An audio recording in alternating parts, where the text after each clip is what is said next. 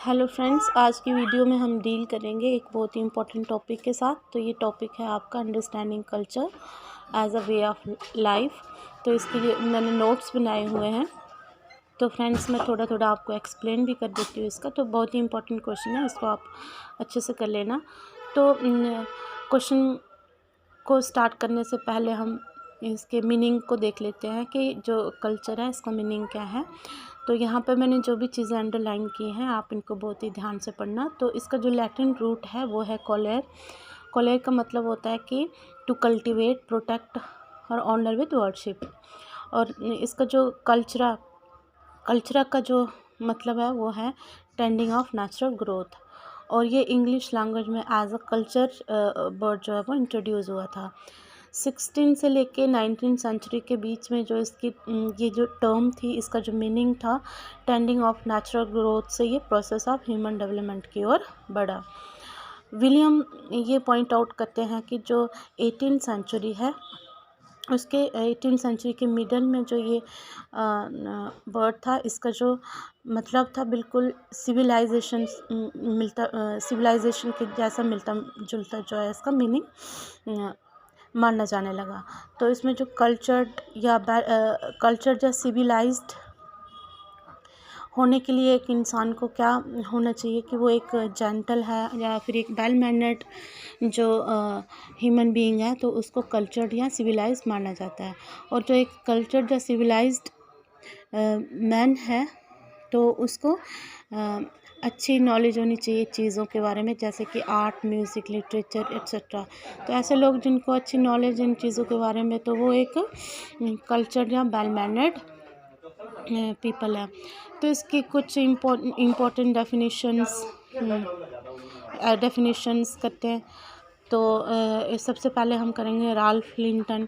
तो Ralph Linton की जो डेफिनेशन है वो ये कहते हैं कि जो कल्चर है ये एक टोटल वे ऑफ सोसाइटी है और इसमें सारे वो एस्पेक्ट आ जाते हैं जिससे एक सोसाइटी जो है हायर या मोर डिज़ायरेबल मानी जाती है। ईवी टेलर की जो डेफिनेशन है सबसे ड्यूरेबल और वाइडली यूज्ड जो डेफिनेशन है, तो इसको आप अच्छे से रीड करना और अपने एग्ज़ाम में जो है इसको इंक्लूड करना, बहुत ही इम्पोर्टेंट डेफिनेशन है। नेक्स्ट, जो कुछ साइंटिस्ट का मानना है कि जो ये बर्ड कल्चर है ये एक बहुत ही डिफ़िकल्ट टर्म एंथ्रोपोलॉजी में है, जिसको डिफ़ाइन करना इतना पॉसिबल नहीं है। तो लगभग 162 के लगभग जो डेफिनेशंस दी हैं कुछ साइंटिस्ट ने, तो इस पे एक जनरल सी एग्रीमेंट बन के आती है कि जो कल्चर है वो क्या होता है, लर्न एंड सोशली ट्रांसमिटेड। तो जो ये मेन पॉइंट्स हैं इनको आप हाईलाइट कर लेना।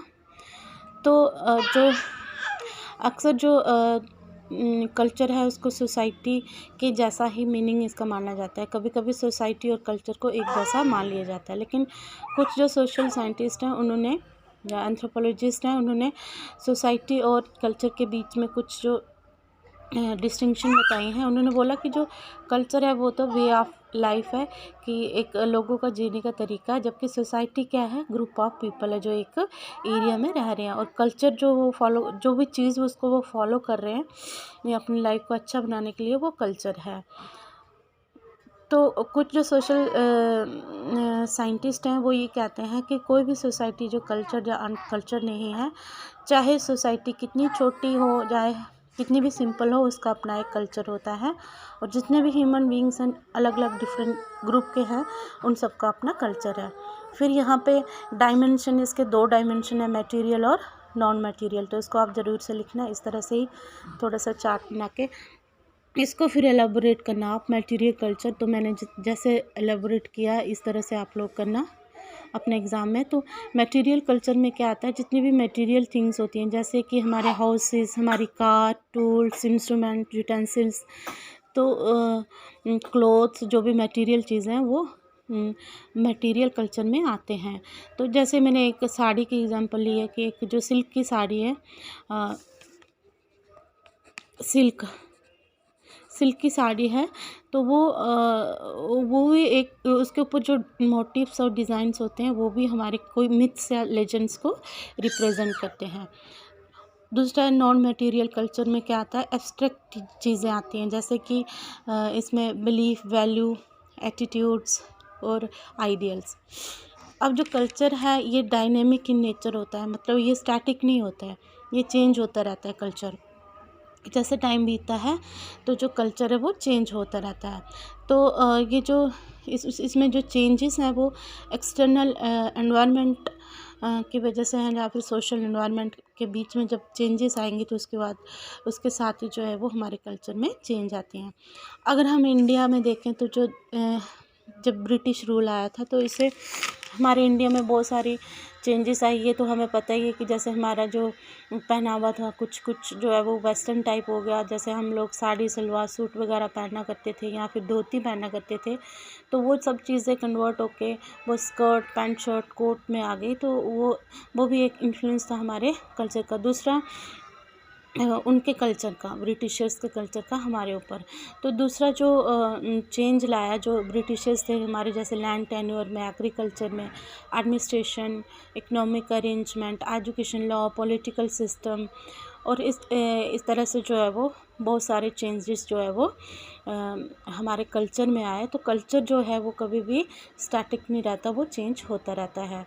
और जब इंग्लिश एजुकेशन हमारे इंडिया में आई तो इससे जो है वो सारी जो प्रिविलेज्ड और एलीट क्लासेस जो है वो राइज हुई।